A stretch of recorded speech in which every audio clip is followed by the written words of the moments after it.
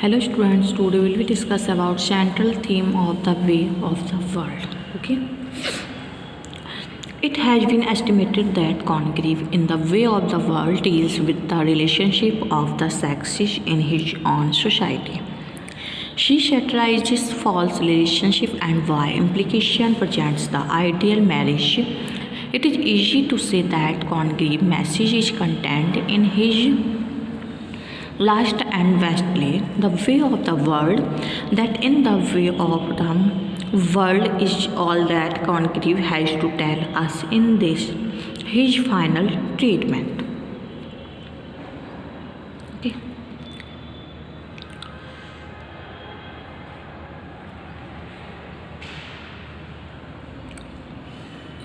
First is sex relations.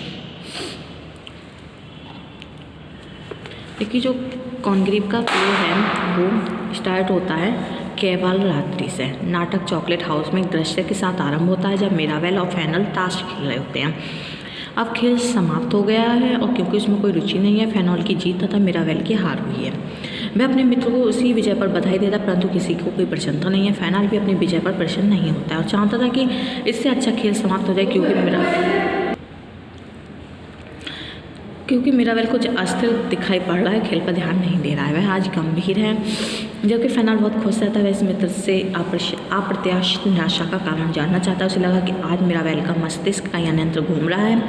अपने मित्र को प्रसन्नता व सांत्वना देने के लिए फैनल कहता है कि वह उसे फिर मौका देगा और वह अपनी आज की हार का बदला किसी और दिन ले सकता है, परंतु मिराबेल इसकी अधिक चिंता नहीं करता। वो लोग खेल समाप्त कर देते क्योंकि एक की लगातार विजेता दूसरे की हार दोनों के आनंद को समाप्त कर देती है। परंतु आज मिराबेल अपनी जीत तथा हार के प्रति चिंतित नहीं है, बल्कि मात्र इस साधारण हार की अपेक्षा किसी अधिक गंभीर चीज़ से व्यथित है।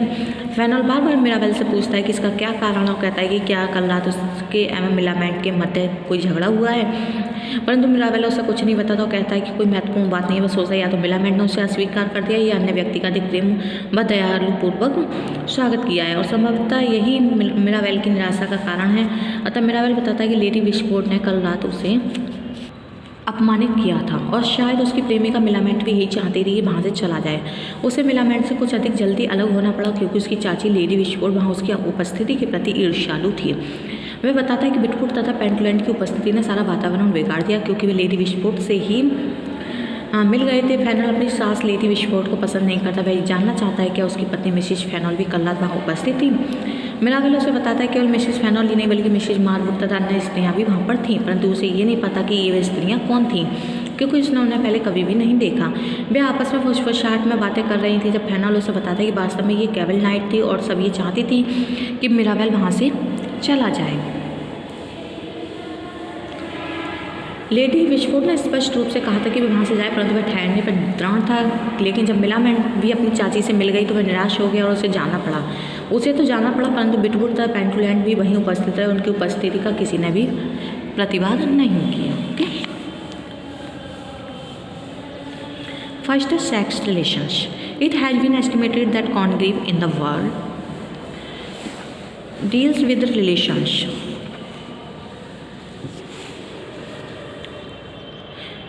relationship of the sexes in his own society. He satirizes false relationship and by implication present the ideal marriage. It is easy that Congreve's message is contained in his last and best play, the way of the world, that in the way of the world is all the Congreve has to tell us this his final treatment. In fact, the central theme of this comedy is undoubtedly the relation of man and woman in marriage. Congreve does place before the different points of view in regard to marriage. There is servitful who is prepared to marry just for from sake, Whitewell and Fowell get married for establishing some home.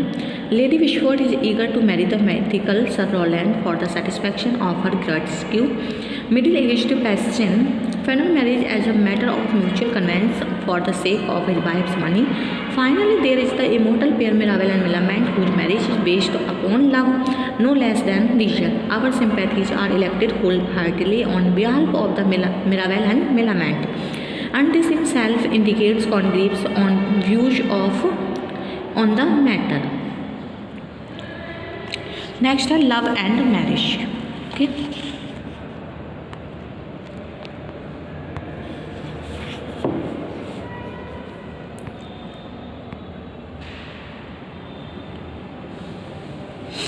The theme of love, marriage, and sex has been brought before us since the very beginning of the play. On the one hand, we find the Mrs. Fennel, the daughter of Lady Wishford, had her love relations with Mirabel, which grew into their illicit relations. Later on, this led to the pregnancy of the lady, and so Mirabel convicted to get married to Fennel. This reveals the concept of marriage and free sex in those days. The marriage later on property which she is going to inherit from her mother, Lady Wishford. Mr. Fennel seems to have an idea beforehand that his wife has been sexually involved with Mirabel.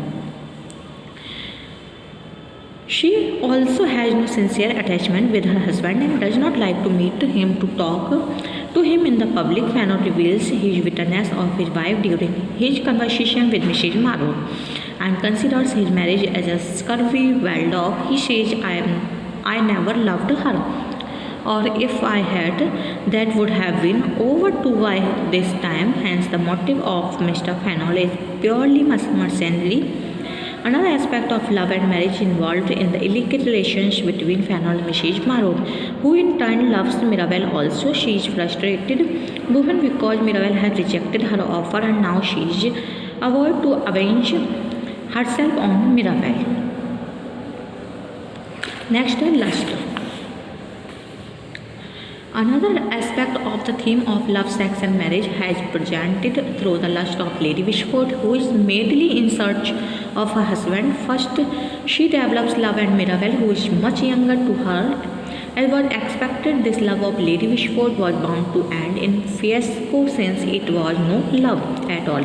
What an intrigue of Mirabel to befall her. She is extremely desirous of marriage and husband to satisfy her lust, and this is why she hears about Sir Roland, the supposed rich uncle of Mirabel. She is made after him and thoughtlessly decides to marry him. She is a widow of 55, hanking after youthful sexual pleasures, which makes her believe that young Mirabel loves her.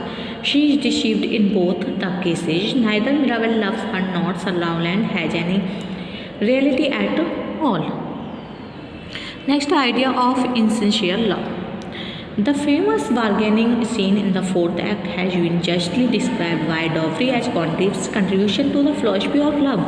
It is a vision of the conflict of all marriages, of the desire to maintain harmony. Each of them has seen the rocks which bring most marriages to ruin against, but it is grounded on a deep and ancient wisdom. She puts the condition very weakly. Let us never visit together nor go to play together, but let us be followed in those days. They are not the words of a town conquered or of a heartless woman. These are of the abiding love and wisdom of the eternal feminine in Millamant. Mirabel and Millamant took into the hearts of one another. They have safely come through their trials, and then they are determined not to lose the fellowship on whose threshold they now stand. This love affair between Mirabel and Millamant is the core of the play. Millamant knows that Mirabel was once carrying on his love affair with her cousin, who is now married to Fennel, but their love still continues to some extent, but she does not mind it much. And last, a contract she.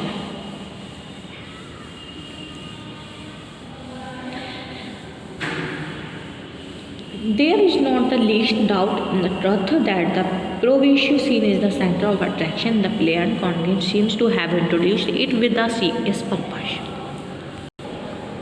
This scene presents that attitude of the dramatist which Congreve thought to the necessary for a successful love and marriage, which depend chiefly on perfect mutual understanding of each other. The fact is that only love cannot make marriage successful, and it contains a brilliant display of wit on both the sides. It is a profoundly serious scene which gives instruction for a successful married life. Millamant confirms that fact that the lovers' appeal and entreaties should not end with marriage, rather they should combine with the same warmth even after it. It is obvious that Millamant is very perfectly aware of that people often suffer after marriage. She also makes fun of the couples who are proud of each other and makes a necessary show of their love.